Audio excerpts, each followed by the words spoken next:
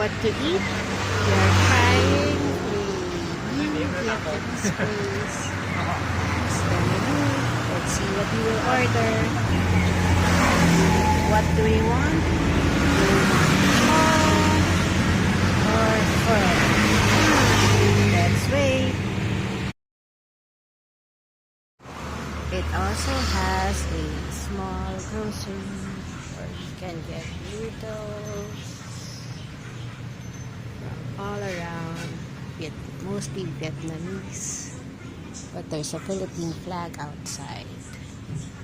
But let's order our meal first. Okay. Are you hungry? What did we get?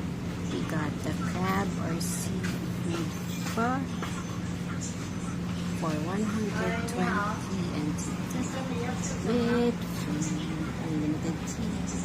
Let's eat.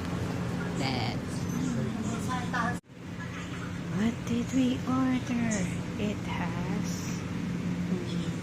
blood, shrimp, a meatball,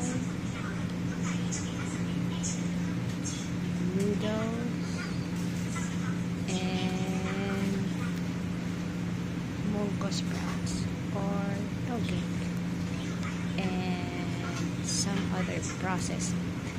Let's eat.